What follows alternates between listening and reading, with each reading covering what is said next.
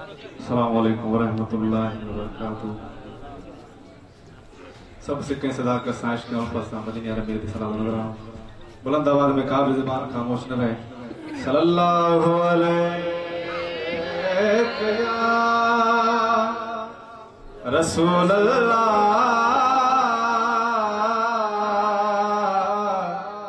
वसल्लम अलैका या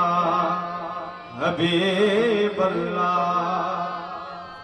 जेके चुस्त वेठा आहियो से बुलंद आवाज में गॾिजी पढ़ायो न सल्लल्लाहु अलैहि।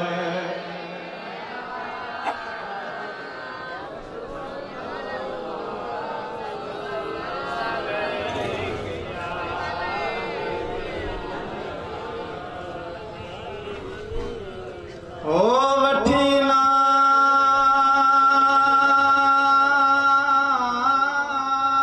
नबीअ जो वठी ना नबीअ जो ठरियो सीनो सा गम लथा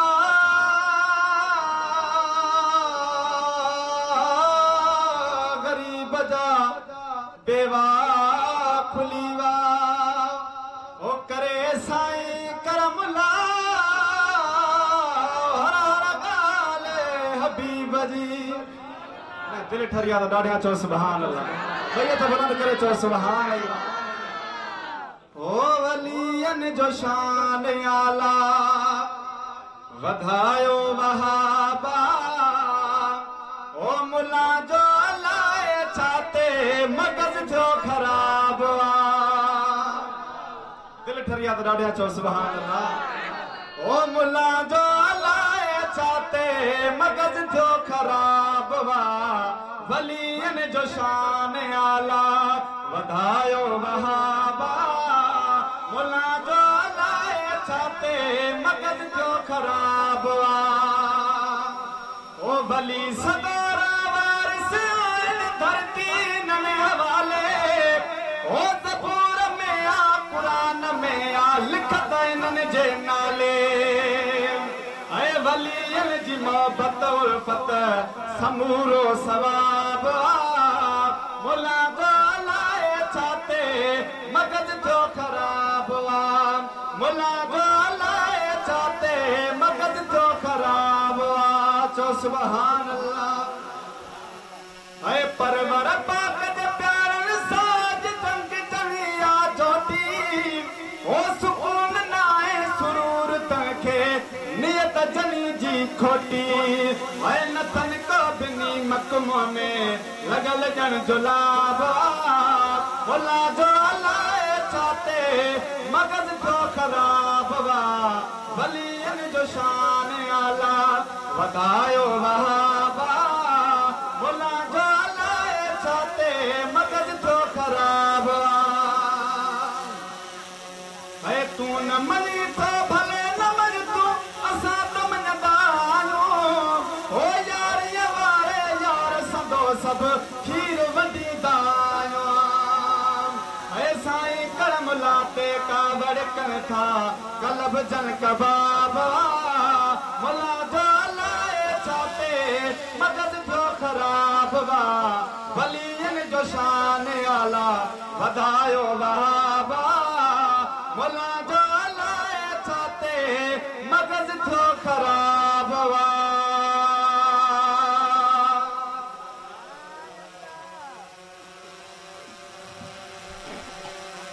सुभान अल्लाह। ये हुयो फकीर नसीर निमाणो जे अल्लाह वारन जे शान में मनक़िबत पढ़ी चो सुभान अल्लाह।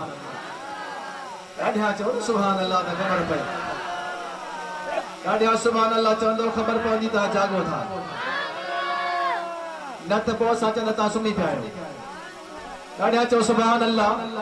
दिल खोले ॾाढिया चो सुभान अल्लाह। अल्लाह वारन जो शान आहे न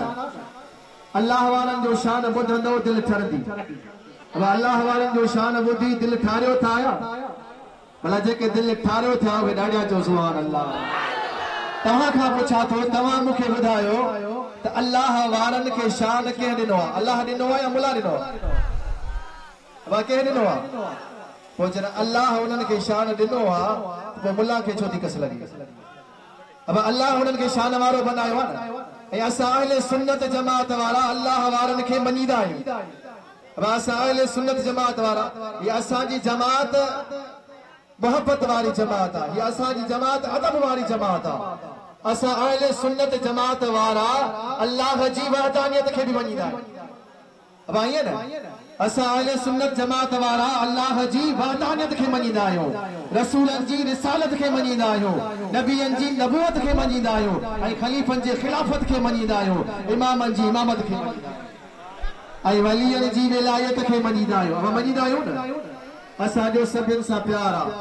मां चवंदो आहियां जंहिंजो सभिनि सां प्यार आहे तंहिंजो बेड़ो ई पार आहे। हाणे बिला ताख़ीर जे असां पंहिंजे आयल महिमान हज़रत अल्लामा मौलाना पीर तरीक़त रहबर शरीयत वली इब्न वली साहिब जादा साईं मोहम्मद मिठल साईं जे खिदमत में अर्ज़ कंदुसि। वो साईं स्टेज ते अचनि पंहिंजे नूरानी बयान सां तव्हां असांजे दिलनि खे मुनवर करणु फरमाइनि। साईं जे तक़रीर खां अॻु में नारे जो जवाब, नारे तकबीर। ॾाढा ॾाढा अहिड़ो नारो हणो जो मुल्क वञे कुल कुछ खां शैतान भॼे। नारे तकबीर, नारे रिसालत, नारे तहकीर, नारे पीर, नारे हैदरी। तुझो साईं मुझो साईं, तुझो साईं मुझो साईं।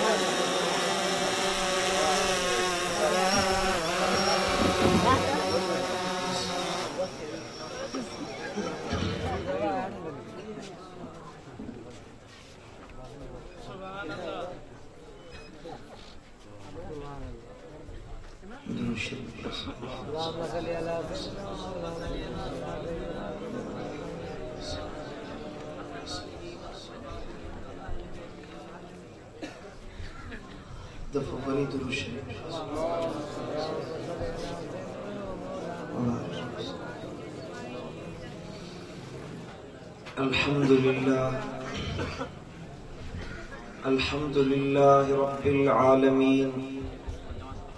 वल आक़िबतु लिल मुत्तक़ीन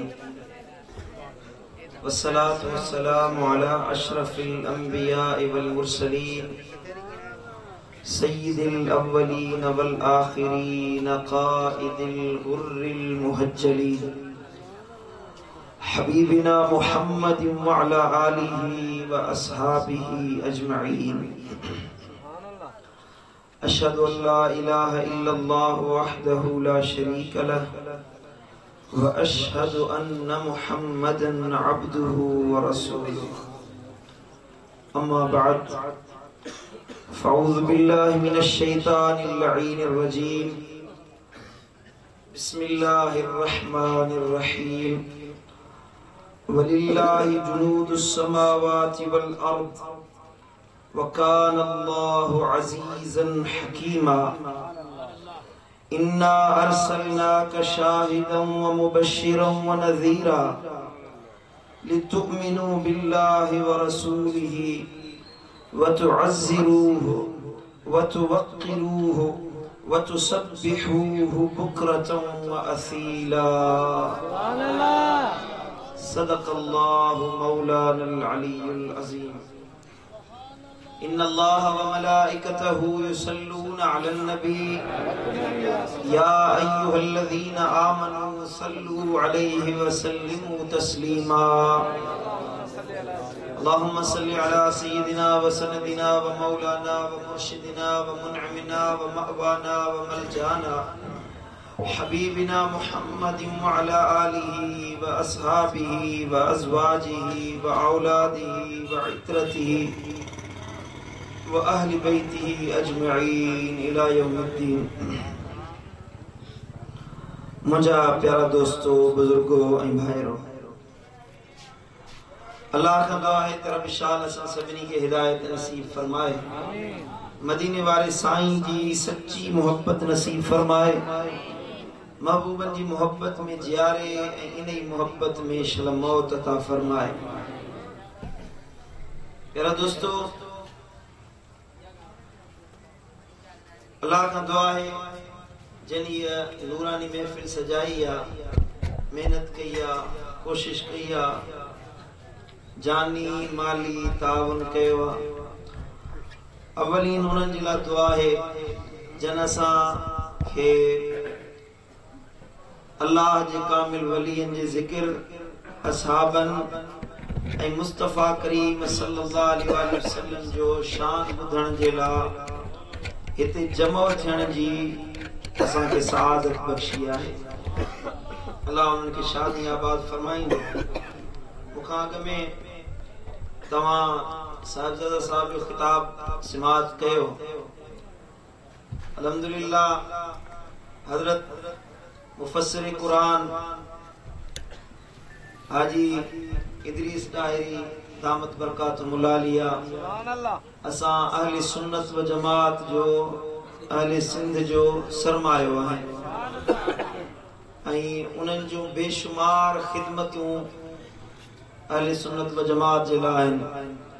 इन दौर में रुगी हाजी साहब जेको कुरान मजीद जो तफ़सीर लिखियो आहे सो ही असांजे लाइ तमामु वॾी नेमत आहे। सिंधी ॿोली में सिंधी ज़बान में कहिड़े मसलक वारो हुजे अॼु ताईं कुरान जो पूरो तफ़सीर नाहे लिखियो।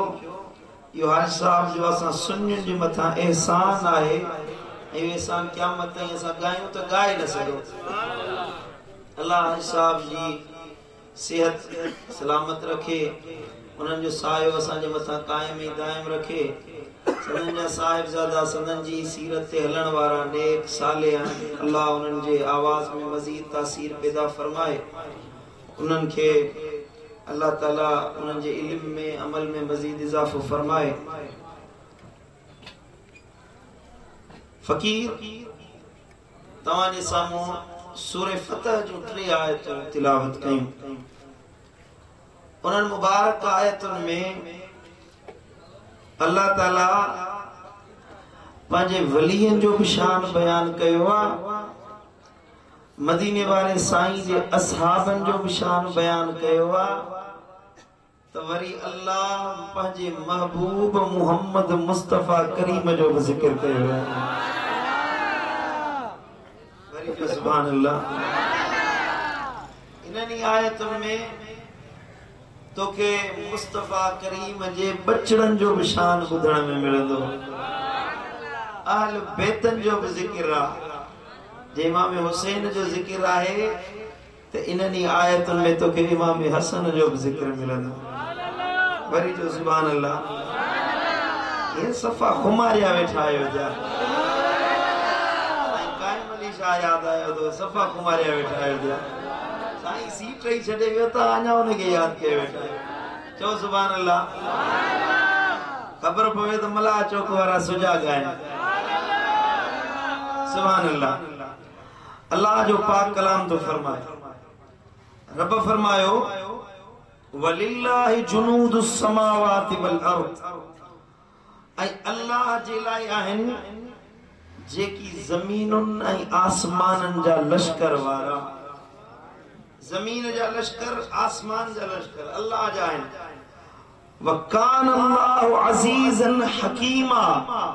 बेशक अल्लाह ताला गालिब ऐं हिकमत वारो रब आहे। जुनूद मां मुराद छा है?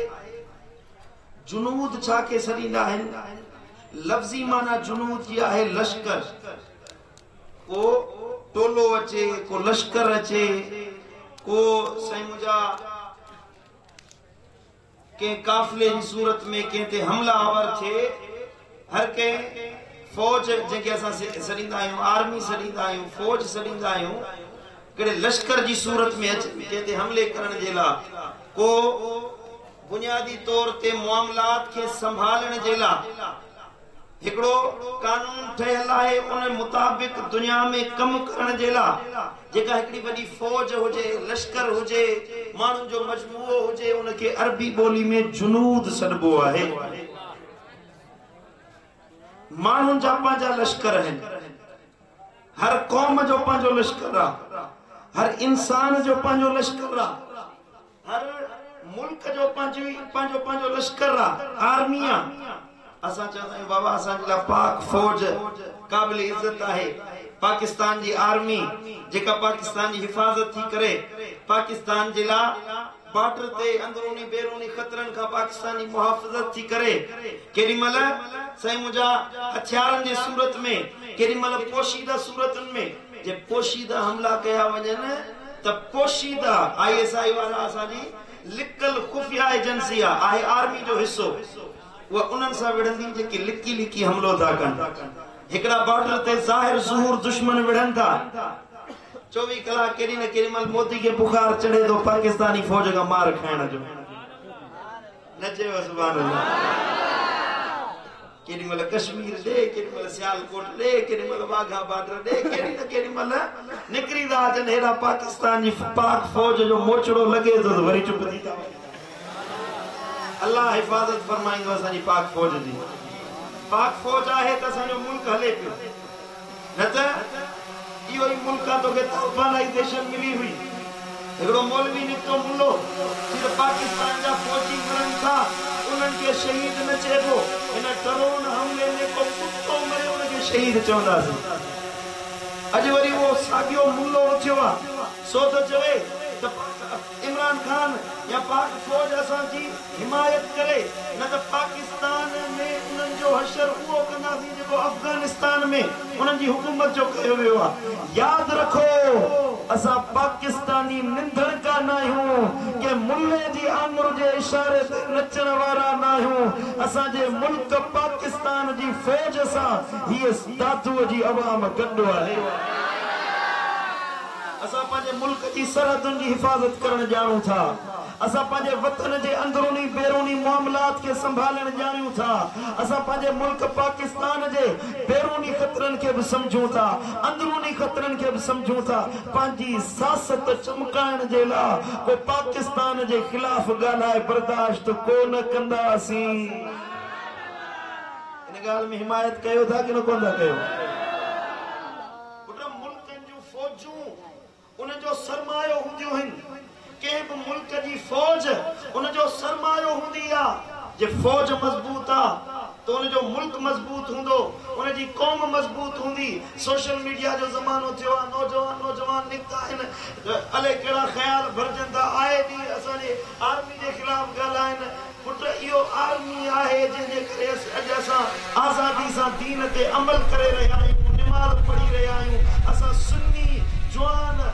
मिलाद पढ़ूं था या रसूल अल्लाह जा नारा हणूं था अस्सलातु वस्सलामु अलैका या रसूल अल्लाह पढ़ूं था सुन्नियुनि जी मस्जिद में अज़ान खां अॻु में सलातो सलाम थिए थो अल्लाह जी करम नवाज़ी आहे मदीने वारे साईं जी नज़र आहे ऐं ॿियो पाक फौज जो एहसान आहे जो असांजे मस्जिदुनि में लाउड स्पीकर ते अस्सलातु वस्सलामु अलैका या रसूल अल्लाह जो नारो पियो हले विसरियो न आहे मूंखे यादि आहे हिकिड़े ॾींहं में लाहौर में असां 2009 में पढ़ंदा हुआसीं हिकिड़े ॾींहं में हिकिड़ी राति में 9 बम धमाका थिया हुया तव्हांजे दादू में बम धमाको थियो हुयो कलंदर जी दरगाह ते छा थियो साईं दाता साईं जी दरबार ते छा थियो अब्दुल्ला शाह असाबी जी दरबार ते छा थियो मुसलमाननि जे मथां बम धमाका कया विया सुन्नियुनि खे शहीद करण जी कोशिश कई वई आले सुन्नत व जमात हक़ वारे मसलक के मिटाइण जी कोशिश कई वई मदीने वारे साईं जी नज़र हुई जे अल्लाह ताला जी नज़र हुई रब्बे कायनात जो एहसान हुयो जो पाक फौज जे ज़रिए सुन्नियुनि खे अल्लाह फतेह याबी अता फरमाई समझो था कि न कोन था समझो असां सियासत जे मामलात में कोन ईंदा आहियूं न को मुझे मुर्शिदन करीमन जो वो तरीको आहे असांजो तरीको इश्क मुस्तफा जो दर्स ॾियण आहे पर नाहक ॻाल्हि न कबी मूं अर्ज़ पे कयो तो हर कौम जो लश्कर है उन जी आर्मी हुंदी आ जेका उन जी कौम के प्रोटेक्ट कंदी आ, हिफाजत कंदी आ, मुल्क जी हिफाजत कंदी आ, सरहदुन जी हिफाजत कंदी आ, कौमी नजरियन जी हिफाजत कंदी आ, कौमी तखय्युलात जी हिफाजत कंदी आ। हिकड़ी फौज मुल्कन जी आ, हिकड़ी फौज वरी अल्लाह पंहिंजी बनाई आहे। वरी जो सुभान अल्लाह। माण्हुनि जूं फौजूं तो ॾिठियूं हूंदियूं, माण्हुनि जूं फौजूं बि तुंहिंजे नज़र मां गुज़रियूं हूंदियूं, उहे हथियार जे ज़ोर ते विढ़ंदा आहिनि, बमन जे ज़ोर ते, मिसाइलन जे ज़ोर ते, एटमई मुंहिंजा धमाकन जे ज़ोर ते विढ़ंदा आहिनि। पर जेका अल्लाह जी फौज आ, बम न रखंदी आ, गोलियूं न रखंदी आ, बंदूकूं न रखंदी आ, उन्हनि वटि मिसाइल न हूंदा आहिनि। रब जी आर्मी वटि साईं मुंहिंजा मिसाइल न आहिनि, रॉकेट लॉन्चर न आहिनि हूंदा, उन्हनि वटि खुफिया एजेंसियूं न आहिनि हूंदियूं, ड्रोन न आहिनि हूंदा। अल्लाह जी फौज वटि उहो कमाल हूंदो आहे जेको रब जी कुदरत जी तरफ़ां उन्हनि खे मिलंदो आहे। पोइ वेठो उहो जवान आर्मी जो चीफ बगदाद में हुजे, दातूअ में को सुन्नी के परेशानी में पवे तो वो आर्मी चीफ अहले सुन्नत व जमात जो रब जी फौज जो दस्तगीर पीराने पीर दातूअ में अची भी सके थो, मदद करे भी सके थो, ऐं आंगुर जे इशारे सां दुश्मननि खे किराए।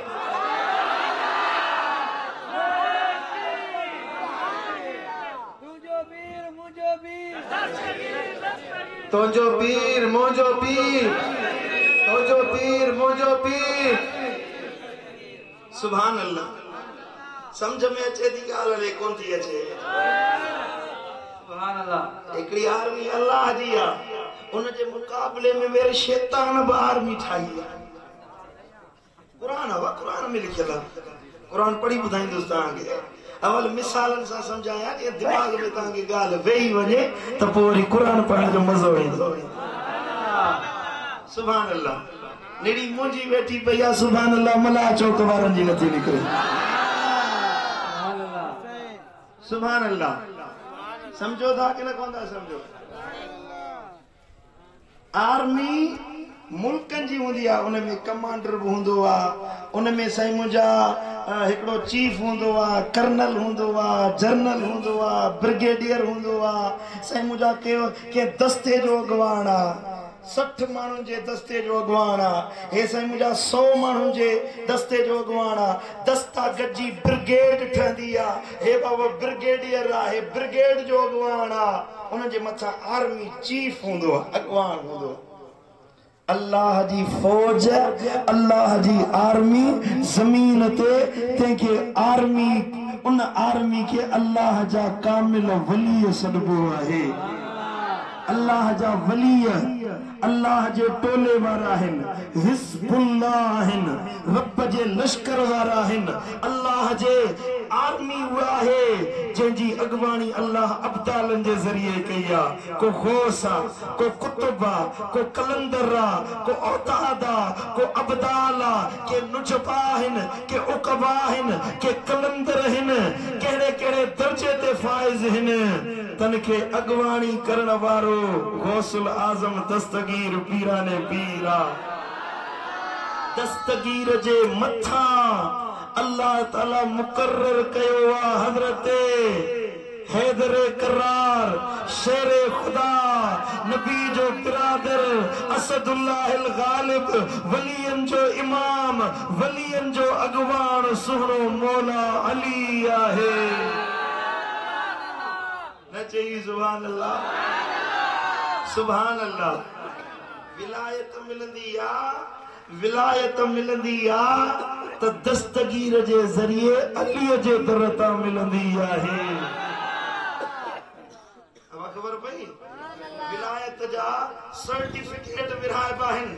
विलायत जा दस्तावेज़ लिखबा आहिनि,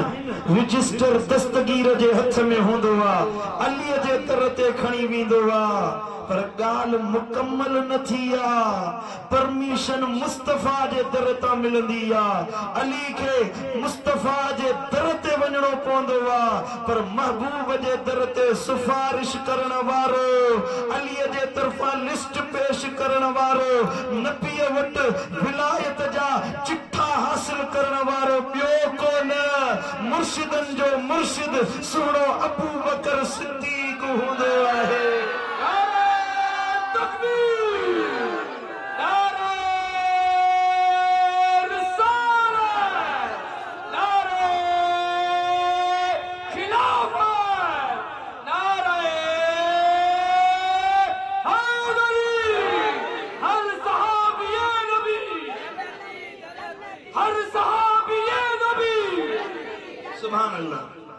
समझ में आई गाल कि न कौन आई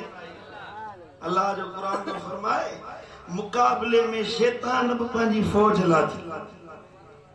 शैतान पांजी फौज लाथी इस्तहवज़ अलैहिम शैतान फअनसाहुम ज़िक्रुल्लाह शैतान आयो गलबे हासिल करने जेला पंजा छाड़ता वठी इन नियत सां तो उनन का अल्लाह जो जिक्र विसारे रब जी याद विसारे वलियन के रब का परे करे अल्लाह वारन के रब का परे करे पर जेको छिड़ी वने जेको रब जी याद का परे थी वने उलाइक हिज़्बु शैतान ये शैतान जे टोले वारा हन अला इन हिज़्ब शैतान हुमुल खासिरून शैतान जो लश्कर सदाई धूड़ पाइंदो खसारे में हुंदो कामयाब न थींदो कामयाब थींदो अत अल्लाह जो लश्कर कामयाब थींदो सुभान अल्लाह रब जो लश्कर केड़ो आ अल्लाह जे कुरान फरमायो दुरूद शरीफ पढ़ो तो बुधायो सल्लल्लाहु अलैहि या रसूल अल्लाह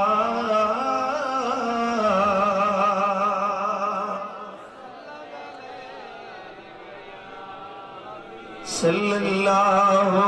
अलैहि या रसूल अल्लाह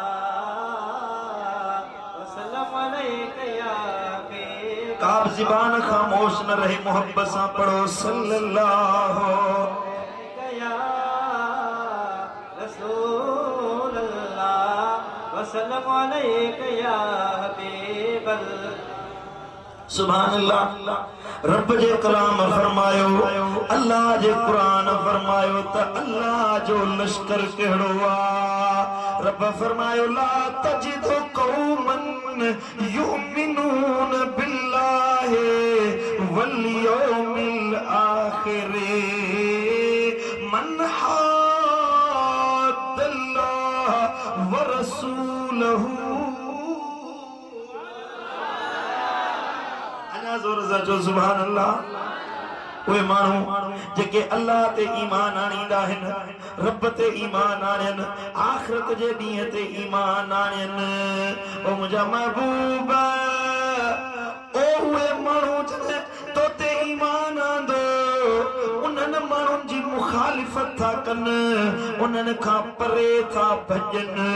उन्हनि खां दूर था हटनि उन्हनि सां जंग था कनि जन अल्लाह सां ऐं उन जे रसूल सां मुहादो अटकायो आहे उन्हनि जो कम इहो आहे त उहे अल्लाह ताला ऐं रब जे रसूल जे दुश्मननि सां मुक़ाबिलो कंदा आहिनि उन्हनि जे साम्हूं अचे बीठाईंदा आहिनि मन हाद्दल्लाह व रसूलहू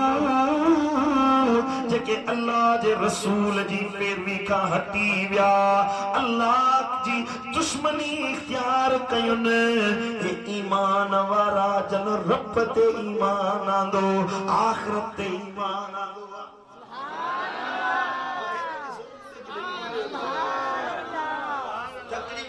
गाल के दुआ घुरी छॾियो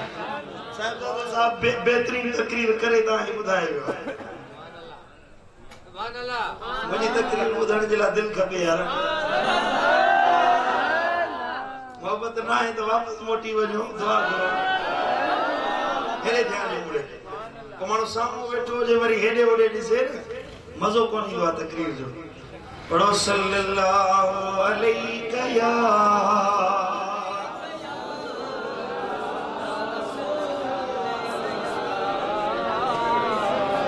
अल्लाह जो कुरान तो फरमाए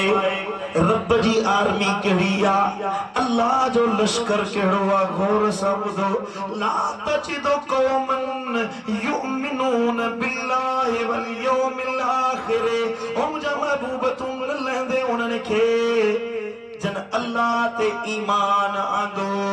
आखिरत ते ईमान आंदो युवातून मन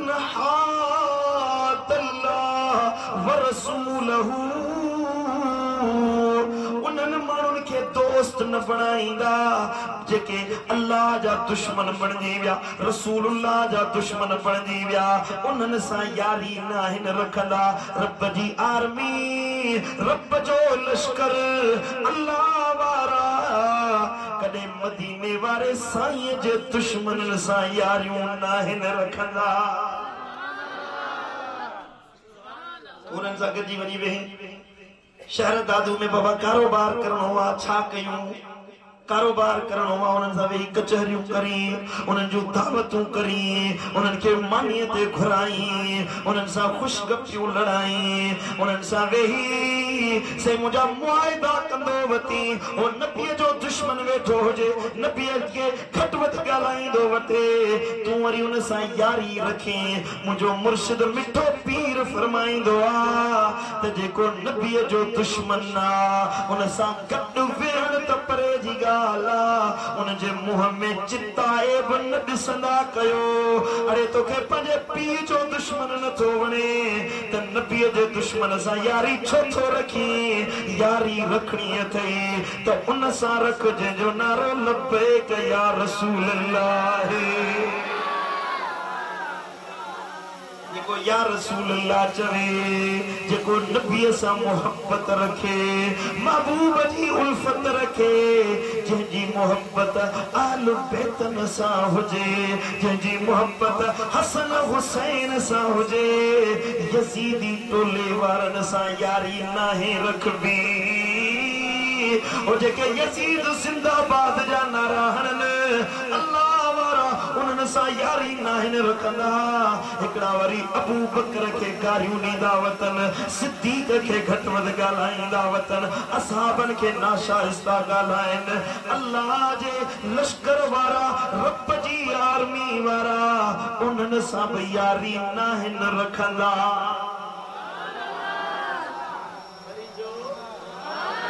उन्हनि सां यारी नाहिन रखंदा संगत नाहिन रखंदा यारी उन्हनि सां रखबी आहे जेको अबू बकर सां बि प्यार कंदो आहे त अलीअ सां बि प्यार कंदो आहे छो त अली मुंहिंजे लजपाल नबीअ जो बिरादर आहे प्यारो आहे त अबू बकर बि मुंहिंजे लजपाल नबीअ जो ख़ातिम आहे त महबूब जो महबूब आहे सुभान अल्लाह नबी सुने के जन सां प्यार हुयो हेरे ध्यान ॾियो हिकिड़ो घणी खां घणी मोहब्बत चंद माण्हुनि सां महबूबन करीमन खे मोहब्बत हुई चंद माण्हू हुया जन सां महबूबन करीमन खे सख्त मोहब्बत हुई हिकिड़ो अबू बकर बी आयशा जो अली चौथी फातिमा पंजो हसन हुसैन रिदवानुल्लाह अलैहिम अजमईन व अलैहिमुस्सलाम व तस्लीम ये सत माण्हू अहिड़ा आहिनि जिन सां मुंहिंजे लजपाल नबीअ जो सख्त प्यार हुयो सख्त मोहब्बत हुई जितरा भी किताब खोल बुखारी खोल मुस्लिम खोल अबू दाऊद खोल नसाई खोल इब्ने माजा खोल मुस्नद अहमद बिन हंबल खोल माजम तबरानी कबीर खोल औसत खोल सगीर खोल मुस्नद तयलसी खोल मुस्नद अबी याला खोल जितरा हदीस जा किताब हैं जितरा सीरत जा किताब हैं वींदे बुखारी शरीफ इमाम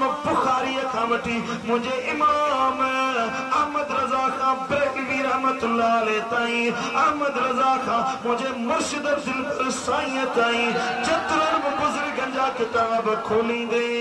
त महबूब जा प्यारा ये छह नजर ईंदे। हिकड़ो अबू बकर, बी आयशा, टियों अली, चौथी फातिमा, पंचों हसनैन करीमैन। ये छह मुझे लजपाल नबी जा महबूब तरीन आहिनि। जेको पंहिंजी कचहरियुनि में हिकिड़े जो शान घटाए ॿिए जो वधाए, धारियुनि जी त परे जी ॻाल्हि आहे। ॿिया जेका मसलक वारा उहे पंहिंजी पाण सां वञी ॼाण, असांजो न को हुननि सां अचे न को वञे, न को असां हुननि जे ख़िलाफ़ ॻाल्हायूं था। हर कंहिंखे बाबा हक़ जी ख़बर आहे, हर कंहिंखे पा अटे जो हर को खाए थो, तूं मां बि खाऊं था। सभिनी खे ख़बर आहे बाबा केरु कहिड़े रस्ते ते आहे, केरु कहिड़े रस्ते ते आहे, सभिनी खे ख़बर आहे। पर असांजा सुन्नी उन्हनि जी सोच ते अफ़सोस आहे, उन्हनि जे ख़्याल ते अफ़सोस आहे जो सिद्दीक़ अकबर जो शान बयान कंदा त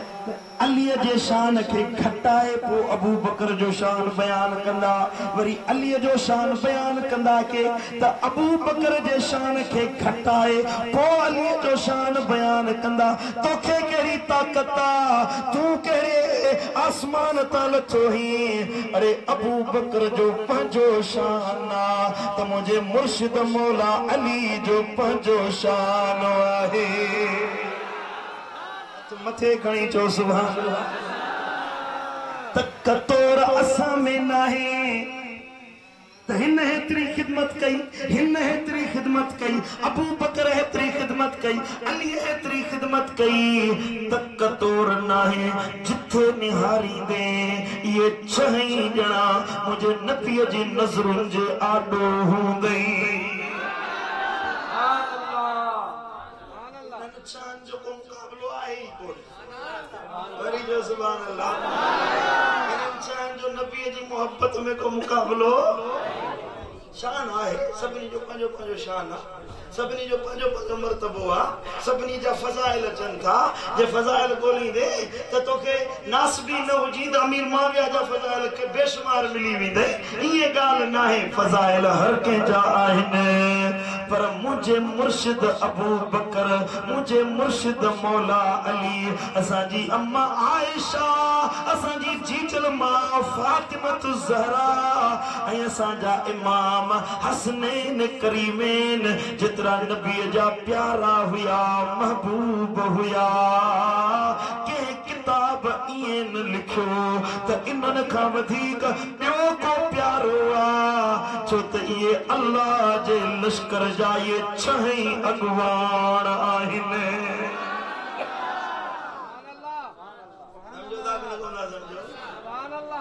सुभान अल्लाह। प्यार जी ॻाल्हि आहे, मोहब्बत जी ॻाल्हि आहे। हबीबन करीम सल्लल्लाहु अलैहि वसल्लम ते अल्लाह ताला वही नाज़िल फरमाई, महबूब हक़ अदा कर, पंहिंजे सभिनी घर वारनि जा औलाद जा हक़ पूरा पूरा करे ॾे। साईं करीम अर्ज़ कयो, मुंहिंजा मौला हक़ ज़ाहिरी दुनिया जा पूरा कंदुसि, पर दिल में मोहब्बत आहे, दिल में चाहत हिकड़नि सां आहे त पोइ छा कयां? अल्लाह जे तरफ़ां आवाज़ आयो, महबूब दिल जी चाहत माफ़ आहे, जंहिंसां तुंहिंजी मोहब्बत आहे, मूं रब खे हुन सां मोहब्बत आहे। वरी जो सुभान अल्लाह। बुज़ुर्गनि लिखियो त इहा ॻाल्हि अल्लाह जे नबी बीबी आयशा सिद्दीक़ा रज़ी अल्लाह अन्हा जे लाइ फरमाई हुई। घर वारियूं त सभई घर वारियूं आहिनि, जीजल माहिरूं मोमिननि जूं त सभई आहिनि, पर जेतिरो प्यार नबीअ जो आयशा सां हुयो, एॾो प्यार महबूब जो कंहिं घर वारीअ सां न हुयो। सईदा खदीजा सां मोहब्बत वालिहाना हुई। वफ़ात अक़दस ताईं खदीजा के याद कंदा हुया, पर साइण मक्के में वफ़ात करे वई हुई, हड ॾोखी हुई, साइण मददगार हुई। पर बाद जी घर वारनि जी ॻाल्हि थी अचे त उन्हनि में आयशा जो को मुक़ाबलो हुयो ई कोन। नबीअ जी महबूब घर वारी हुई त सईदा आयशा। सुभान अल्लाह, सुभान अल्लाह। पढ़ो सल्लल्लाहु अलैहि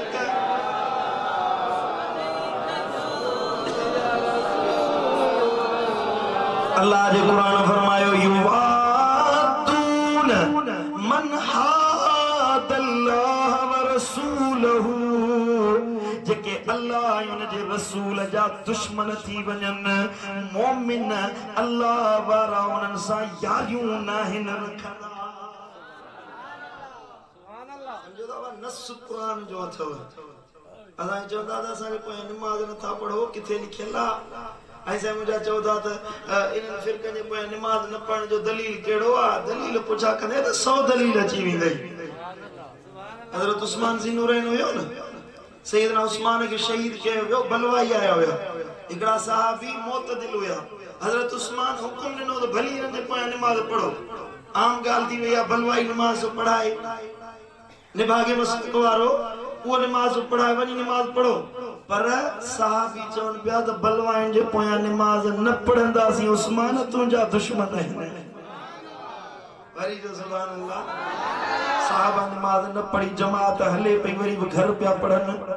नमाज हले पई तदे भी घर में नमाज पिया पढ़न असां जे ला दलील ठाहे विया त नबी जे दुश्मनन सां यारियूं नाहिन रखबियूं। उमर साईं जे साम्हूं फैसलो खणी आया ओ यहूदी वारो फैसलो उमर नबीअ खां फैसलो कराए आया आहियूं सो मूं यहूदी जे हक़ में फैसलो ॾिनो अथनि हे मुस्लमान सदाए थो फैसलो क़बूल नथो करे उमर तलवार कढी मुनाफिक जो सिर धड़ खां धार करे छॾियो फरमाए थो जेको नबीअ जो दुश्मन आहे सो मूं उमर जो दुश्मन आहे।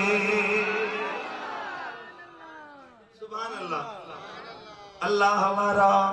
नबी जे दुश्मनन सां यारियूं न रखंदा आहिनि केतरी हद ताईं वेंदा आहिनि ध्यान मूं ॾे ॾिजो त मां क़ुरान पढ़ा केतरी हद ताईं वेंदा आहिनि वलो कानू क़ुरान नबी जो दुश्मन को वलो कानू आबाहुम औ अबनाहुम औ इखवानहुम औ अशीरतहुम भली उन्हनि जो पीउ हुजे भली उन्हनि जो पुटु हुजे भली उन्हनि जा भाइर हुजनि भली उन्हनि जे खानदान वारा हुजनि यार दोस्त परे जी ॻाल्हि आहे कारोबारी पार्टनर परे जी ॻाल्हि आहे वापार में मुशारिक थियण वारो परे जी ॻाल्हि आहे हिते पीउ जी ॻाल्हि पई अचे पुट जी ॻाल्हि पई अचे यारनि जी ॻाल्हि पई अचे भाइरनि जी रिश्तेदारनि जी ॻाल्हि पई अचे रिश्तेदार नबीअ जो दुश्मन अलीअ जो दुश्मन सिद्दीक जो मुखालिफ चईसि यार तूं पंहिंजी चाह ते ख़ुशि हुज मां त महबूब जे असहाबनि सां प्यार करण वारो आहियां त आल बेतन जो बि यार आहियां।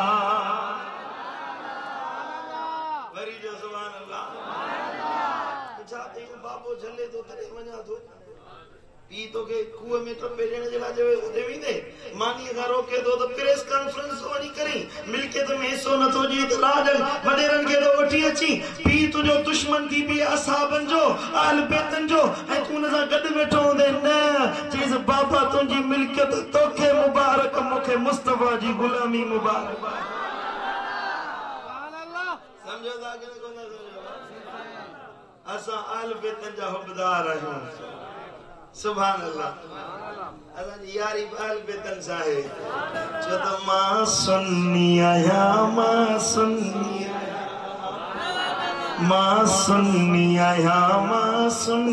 आहियां मुंहिंजो सुन्नत सां बस प्यार आहे गजी जवरायो मां सुन्नी आहियां मुंहिंजो सुन्नत सां बस प्यार आहे मुंहिंजो इश्क आहे हिकु अरबीअ सां मुंहिंजो इश्क आहे हिकु अरबीअ सां बस मुंहिंजो बेड़ो पार आहे।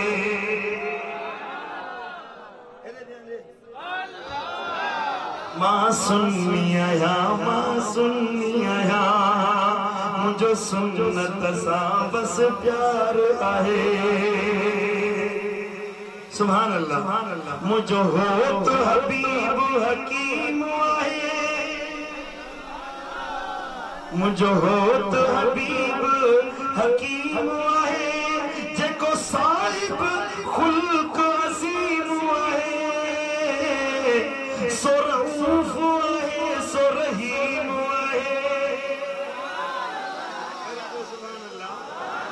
आहे मदनी मुझो वो मदनी मुझो महतार आहे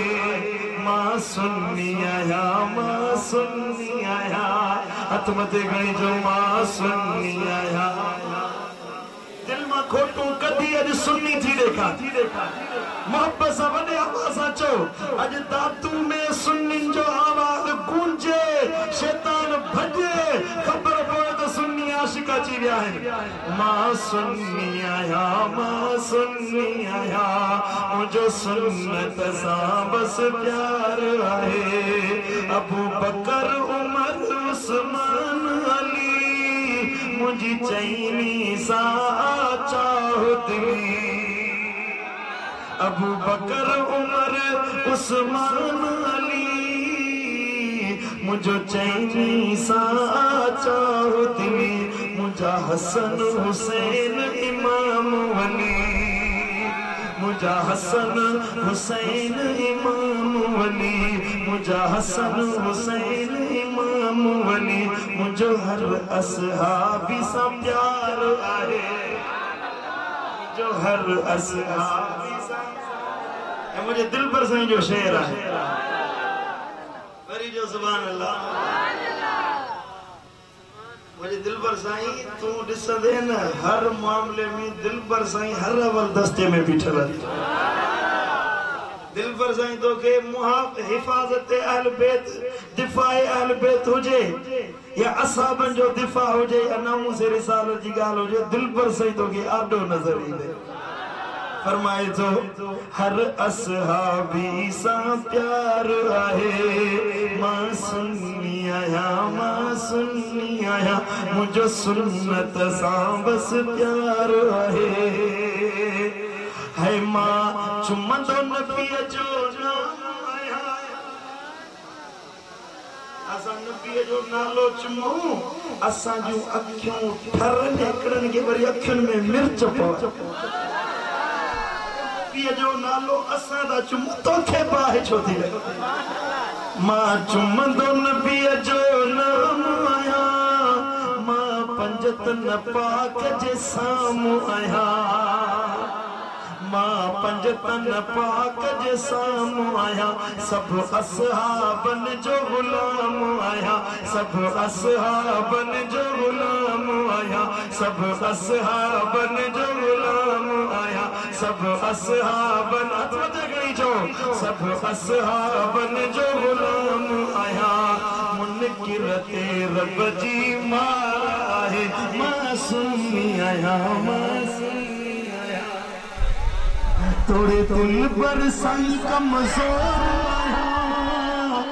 पर दुश्मन ने शहजोर आया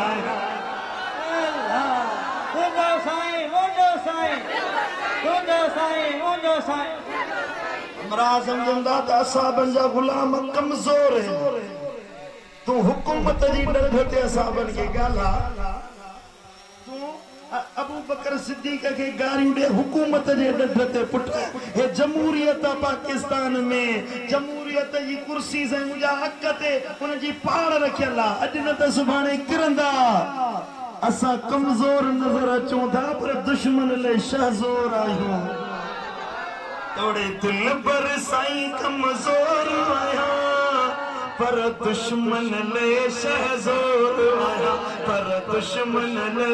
शहजोर आया मुझे जान पता जिंद घोर आया मुझे जान पता जिंद घोर आया मुझो पीर सगी पगदार आहे वो मुझो पीर मिठो पगदार आहे मां सुन्नी आया सुभान अल्लाह दिल न ठारे वक्त मला चो तुम्हारा रसूलुल्लाह अलैका या रसूल अल्लाह वसल्लम अलैका या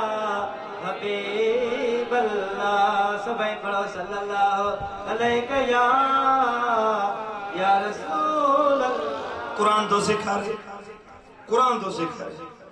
मता को माण्हू ये जे साईं भाइरनि में मिटनि माइटनि में साईं डफेड़ विझण वारे छा मां न तो चवां कुरान तो फरमाए वलो कानू आबाहुम औ अबनाहुम औ इखवानहुम औ अशीरतहुम चाचोआ मामोआ भावा अतवा अबोआ वडो भावा केर बुआए नबी जो दुश्मन ना युवातून मन हादल्लाह व रसूलहु ये उन्हनि सां मोहब्बत ना रखंदा रिश्तो जेको नबी मुकरर कयो अबे जो अदब करणो आ अम्मा जो अदब करणो आ एतराम करणो आ पर नबी जी गाल अचे त चओ अब्बा खुश हुजी घर में कोन रहंदासीं नबी जे नाले ते सुल कुर्बान करे सुभान अल्लाह सुभान अल्लाह। साहबी वियो मां चयसि पुट मोहम्मद करीम जो दर छॾ पैसा ॾींदी साईं सोहेब सद हाँ चए तो अम्मा ओ जी जल अम्मा पाली निपाई वडो कई पैसो ॾिनई ॾोकड़ ॾिनई पर अम्मा हे लिबास पंहिंजे नबी जे नाले ते खोर ओ मुंहिंजी जी जल अम्मा नाराज न थी तुझा पैर धोई पिया तुझी खिदमत कया ओ मुंहिंजी अम्मा ओ मुंहिंजी जी जल मां नाराज न थी भली कावड़ जी थी त कावड़ जी वञ रुसी थी त रुसी वञ पर अम्मा मां पंहिंजे नबीअ जो दर को न छॾींदुसि सुभान अल्लाह। रोज़ महबूब करीम जी खिदमत में ईंदो हुयो एड़ा अम्मा के जो खबर पई मां मानी नथी खाए मां पानी नथी पिए मां भुख ते वेठी आ उन ते वेठी आ 3 ॾींहं गुज़री विया अम्मा इन सां ॻाल्हाए नथी नाराज़ वेठी आ हे साहबी जो आयो मुंहिंजा लजपाल नबी हिकिड़े वण जे हेठां वेठा हुया साहबनि जे झुरमट में नसीहत करे रहिया हुया क़ुरान पढ़ी ॿुधाइनि पिया हे बि रोंदड़ अखियूं खणी मुझे लजपाल नबीअ जे साम्हूं आयो आ हबीबनि जे साम्हूं को ॾुखारो ईंदो आ ओ दादू वारा को गमज़द ईंदो आ त गमगीननि जो गमटार मुंहिंजो मिठो मुस्तफ़ा आहे यतीमनि जो यार मदीने वारो आ मिस्कीननि जो मददगार हुस्नैन जो नालो सुभान अल्लाह। साहबी के खबर हुई त दर्दन जो दरमा हिन दर ते थींदो सुभान अल्लाह। माण्हुनि जे साम्हूं रोंदे त खिलूं कंदे कंहिंखे ॾुख ॿुधाए वञा वाह हीअ परेशानी आहे हीअ परेशानी आहे तूं हीअं पुठी रो थींदी त पुठीअ पोयां तुंहिंजी गिला शुरू कंदा अलाह हेॾो ॾिनो त वरी नाशुक्री पियो थो करे ईअं थो करे सॾ हुन वीचारे मिसकीन जी मदद त न कयूं हुन ते चथरूं कयूं खिलूं कयूं पर वाह वाह ज़हरा जा बाबा तुझो शान वाह वाह हसनैन जा नाना तुंहिंजी दिल जी मोहब्बत पंहिंजी उम्मत जे लाइ को अॼु बि सिक मां सॾु कंदो आहे अखियुनि मां रोई लुड़क वहाईंदो आहे त मुंहिंजा महबूब लुड़कनि जो भरम रखंदा आहिनि सुभान अल्लाह। मरहूम गुलाम नबी मैसर थो करे सुभान अल्लाह। अखियुनि जो सियान बे कदर जे साम्हूं पुराड़ू कबियूं त रोज़े अतहर जे साम्हूं सब दर्द खोल बाली दिल पर जे साम्हूं सब दर्द खोल बाली दिल बर जे साम्हूं राड़ू कबियूं त रोज़े अतहर जे साम्हूं अल्लाह करोना जो कैद लाईंदो जहाज खुलंदा पार भले जा दरवाजा खुलंदा सभई अली महबूब जो पार ॾिसंदासीं सब दर्द खोल पाली दिल पर जे सामो मारू कबियों त रोजे अतहर जे सामो सुभान अल्लाह या रसूल अल्लाह महबूब सोना अम्मा नाराज थी भैया चवे थी त बच्चा नबी जो दर्ज सी न छॾींदे ते सी न खाईंदस न पींदस न ॻाल्हाईंदस न तो सां गुफ्तगू कंदस नबी सुणे दुआ जे लाइ हथ खया आहिनि सहाबी चवे थो हेॾा हथ खॼा मूंखे यकीन थी वियो त अम्मा जी तक़दीर बदिलजी वई आहे दौड़ंदो वापस जड़े महफिल पूरी थी घर आयुस मां चयो बच्चा नबीअ जो दर छॾींदे या न अम्मा मरंदे मरी वेंदसि नबीअ जो दर न छॾी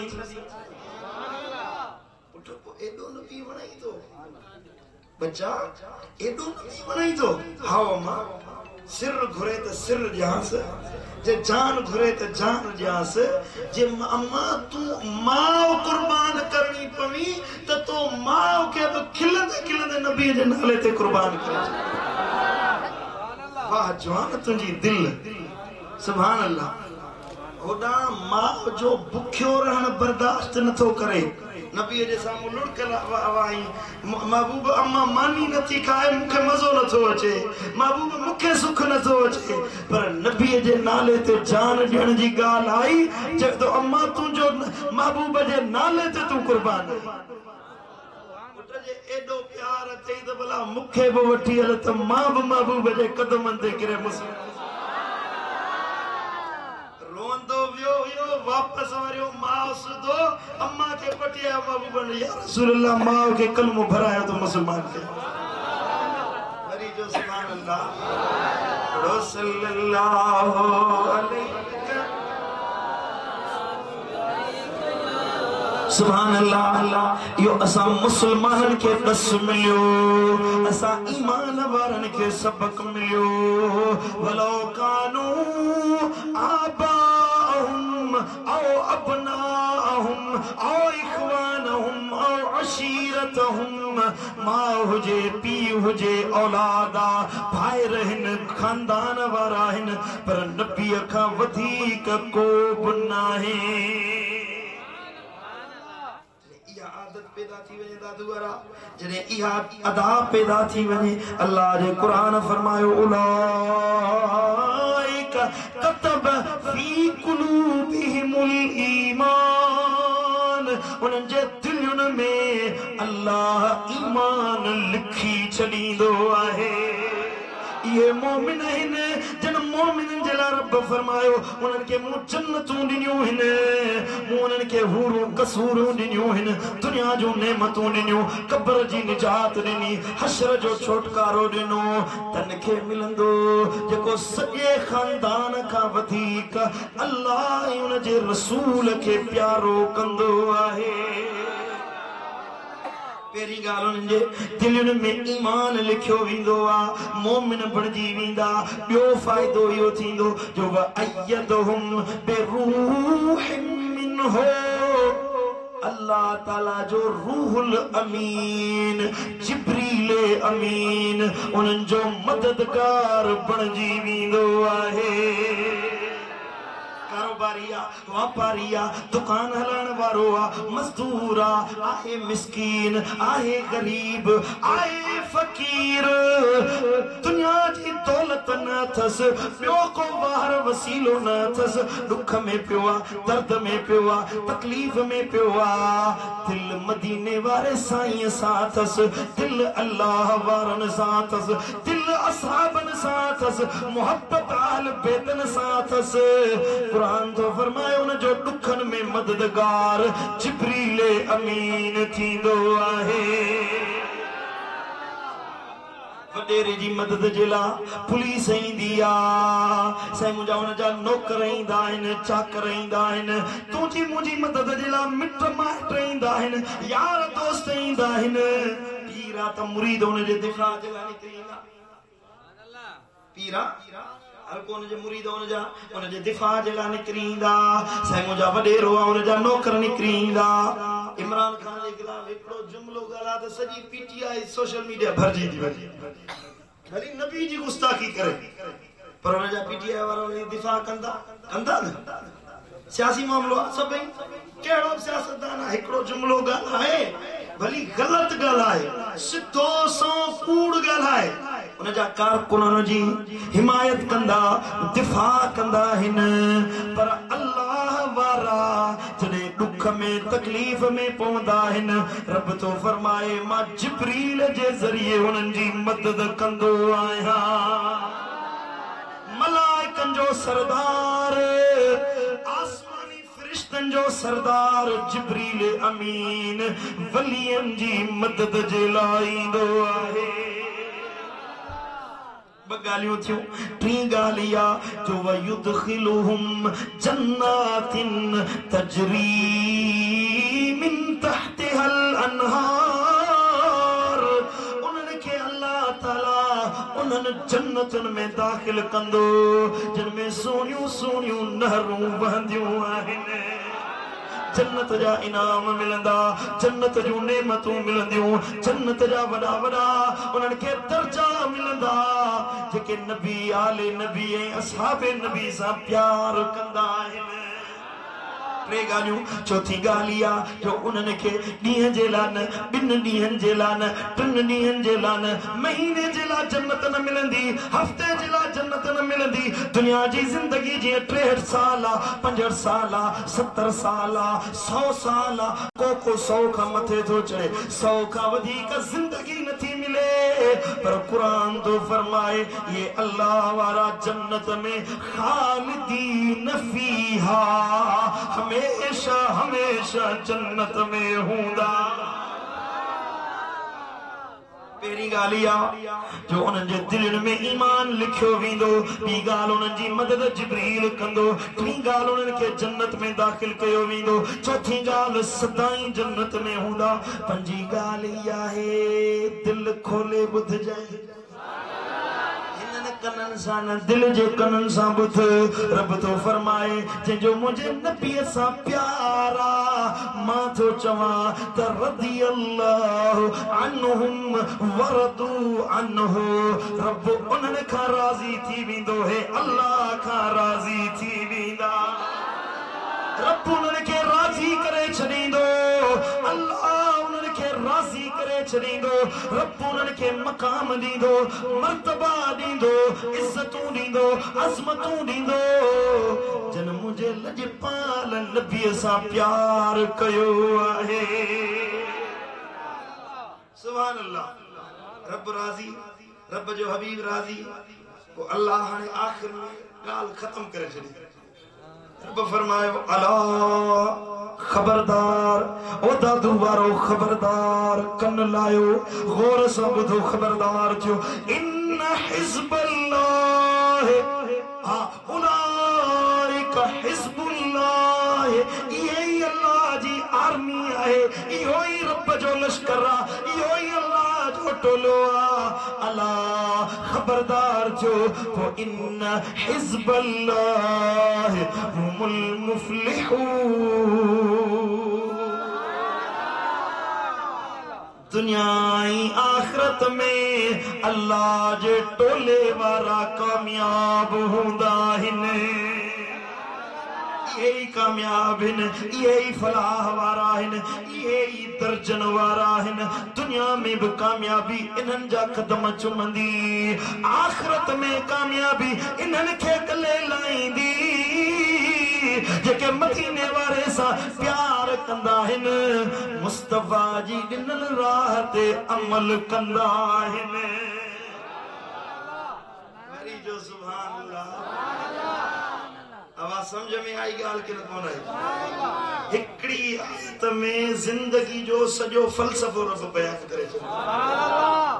जिंदगी किए गुजार बिया उठबो के यहाँ वेहबो किया जिंदगी हयाती किए गुजार बिया मरण का जमन का वठी मरण ताई पूरी जिंदगी जिंदगी जंहिंजी नबीअ जी गुलामी में गुज़रे इनके अल्लाह वारो चइबो आहे रब जो लश्कर चइबो आहे इहो रब जी आर्मीअ जो हिकु सिपाही आया ऑफिसर जेतिरी महिनत कंदो जेको वहे सो लहे जेकॾहिं तुंहिंजी तालीम भली आहे तो वटि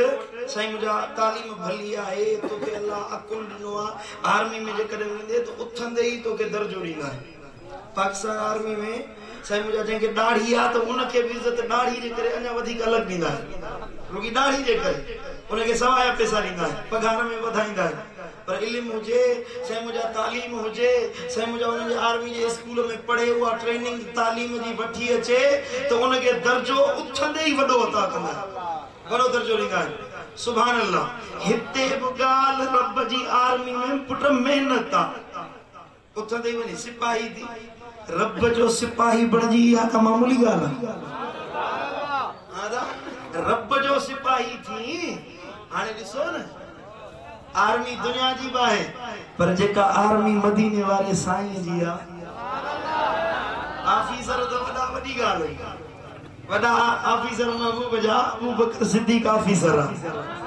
अली ऑफिसर आहे उमर ऑफिसर आहे उस्मान ऑफिसर आहे रज़ी अल्लाह ताला अन्हुम वरदु अन्हु अल्लाह इन्हनि खां राज़ी थी वियो रब उन्हनि जा दर्जा वधाए छॾिया पर महबूब जी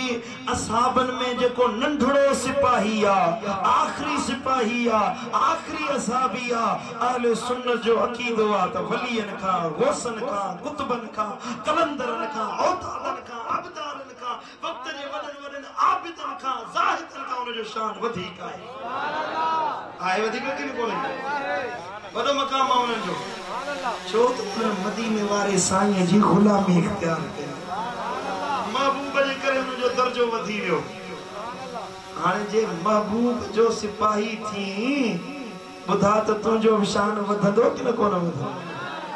अल्लाह जो सिपाही बणजी रब जो सिपाही बणजी वञी दादू वारा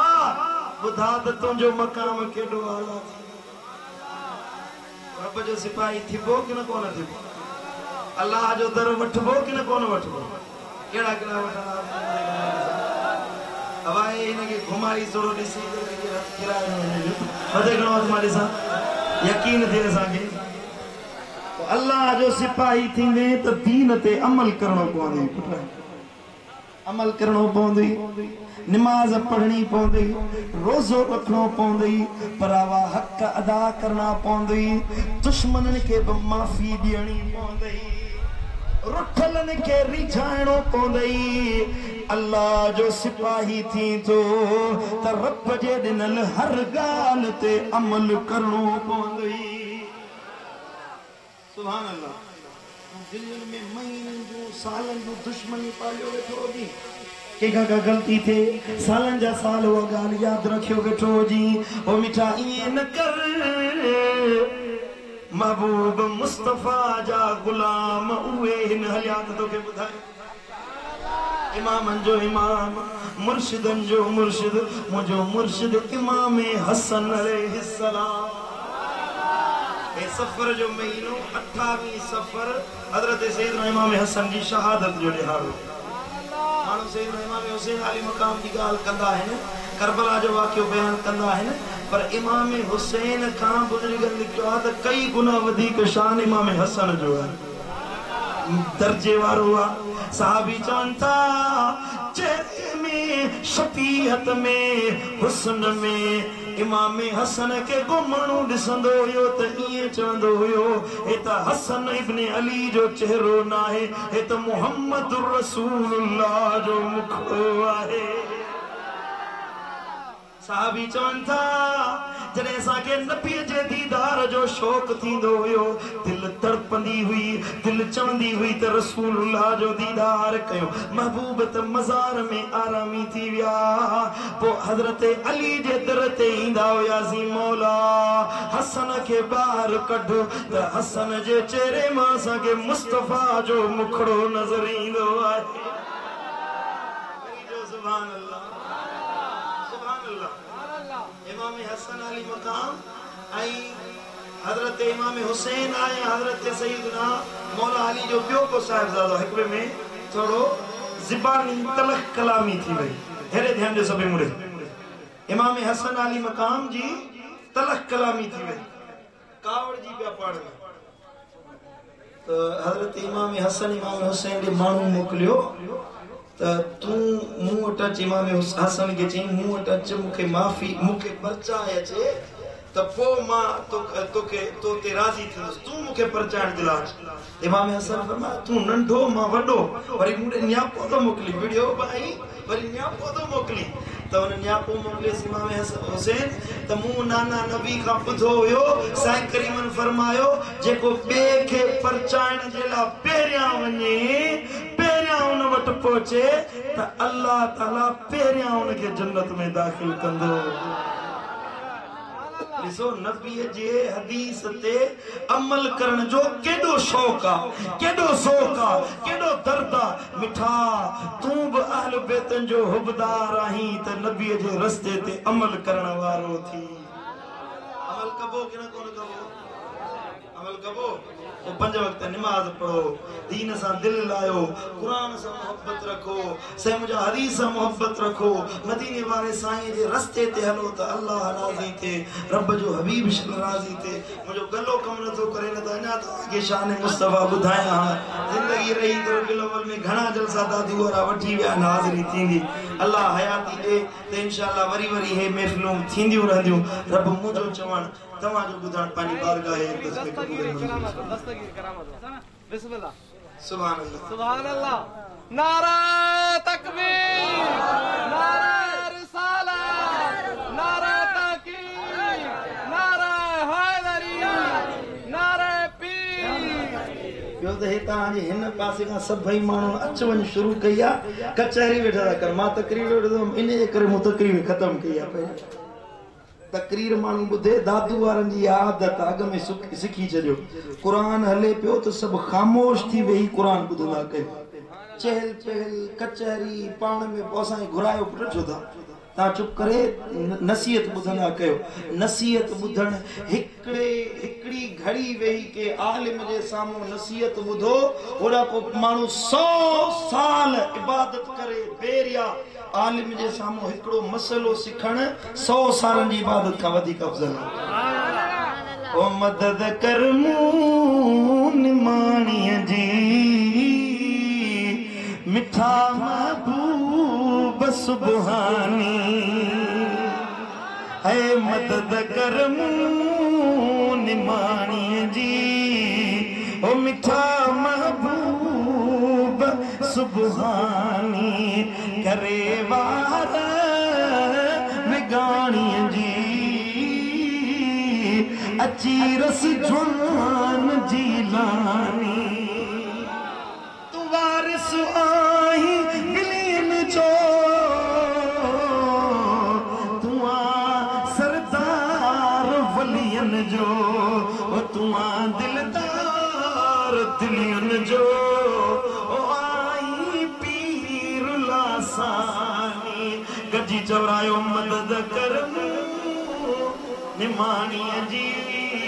ओ मिठा महबूब सुभानी अल्लाहुम्मा सल्ली अला मुहम्मद व अला आलिहि व सल्लम या रब्बी मुस्तफा